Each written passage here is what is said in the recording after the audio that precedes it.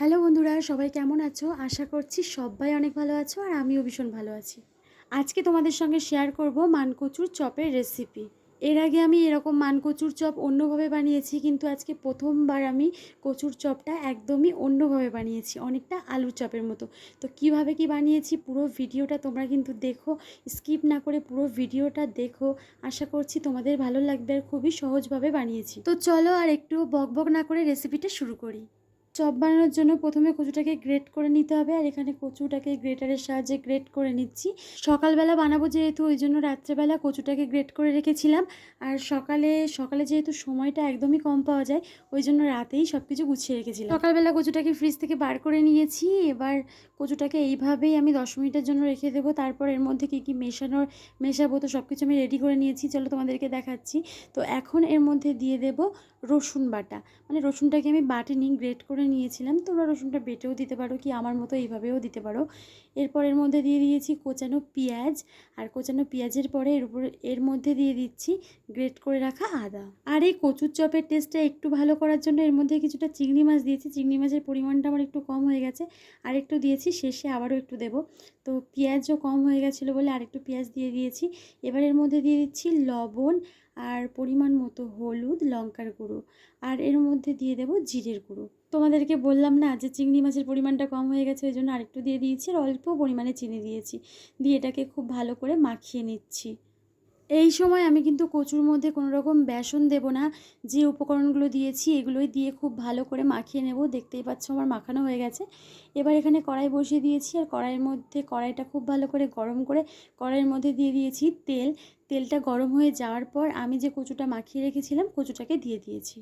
আর এইভাবে যদি তোমরা একবার কচুর চপ বানাও না, সত্যি বলছি অনেক ভালো হবে, ভীষণ ভালো খেতে হয়। এইভাবে বানালে কচুর চপটা খেতে বেশি ভালো লাগে। আর কচুতে তো অনেক সময় গাল চুলকায়, কিন্তু এইভাবে যদি তোমরা চপ বানাও তাহলে একদমই গাল টাল চুলকাবে না, কিছুই হবে না। আর খুবই ভালো টেস্ট হয়, খুবই সুন্দর টেস্ট হয়।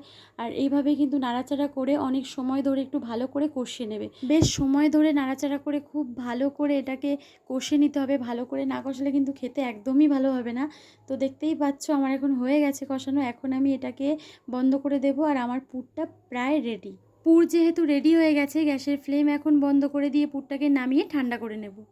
আর দেখতেই পাচ্ছ তোমরা পুরটাকে কিন্তু আমি নামিয়ে এখানে ঠান্ডা করে নিচ্ছি, একটা থালাতে রেখে পুরটাকে ঠান্ডা করে নিচ্ছি। আর আমি চপের শেপই দেবো, আলুর চপ যেমন হয় এরকম শেপ দিয়েই করব।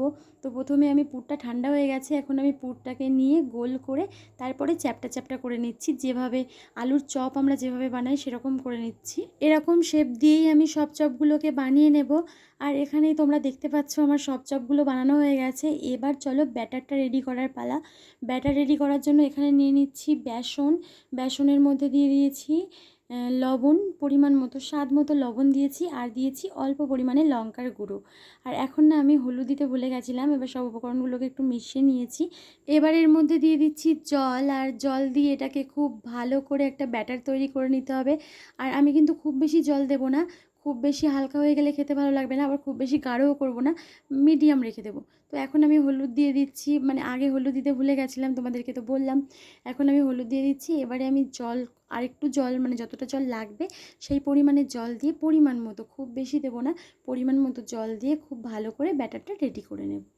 এদিকে আমার ব্যাটারটা রেডি হয়ে গেছে, আর ওদিকে আমি কড়াইয়ে তেল বসিয়ে দিয়েছি। তেলটা গরম হয়ে গেলেই চপগুলো ভাজবো। এবার একটা একটা কচুর পুর নিয়ে ব্যাটারে ডুবিয়ে গরম তেলের মধ্যে ছেড়ে দেবো। আর এইভাবেই একটা একটা করে চপ দিয়ে ভেজে নিতে হবে। প্রথমবারে আমি 4টে চপ দিয়েছিলাম, 4টে চপ দিয়ে ভেজে নিয়েছি। আর একটু ডুবো তেলে ভাজলে কিন্তু খেতে অনেক ভালো হয়। আর সত্যি কথা বলতে এর আগেও আমি চপ বানিয়েছি, মানে কচুর চপ, সেটা অন্যভাবে বানিয়েছিলাম, কিন্তু খেতে মোটামুটি ভালো লেগেছে, যেমন কচুর চপ লাগে। কিন্তু এইভাবে বানিয়ে একবার হলেও তোমরা খেয়ে দেখবে, খেতে ভীষণই টেস্টি হয়, ভীষণ ভালো হয়। আলু, মানে তোমরা যদি কাউকে দাও, বাড়ির কাউকে বানিয়ে দাও, সে তো ধরতেই পারবে না যে তোমরা এটা কী দিয়ে বানিয়েছো। আর এইভাবে উল্টে পাল্টে ভেজে নিলেই রেডি হয়ে যাবে আমাদের কচুর চপ। আশা করছি তোমাদের আমার আজকের রেসিপি ভালো লেগেছে। ভালো লাগলে অবশ্যই ভিডিওটাকে লাইক করে দেবে, আর নতুন বন্ধু হলে সাবস্ক্রাইব করে পাশে থাকা অল নোটিফিকেশান অন করে দেবে। তাহলে যখনই আমি ভিডিও আপলোড করব সবার আগে পৌঁছবে তোমাদের কাছে। দেখা হবে আবার নতুন একটা ভিডিও নিয়ে। ততক্ষণের জন্য সবাই ভালো থাকবে, সুস্থ থাকবে। বাই।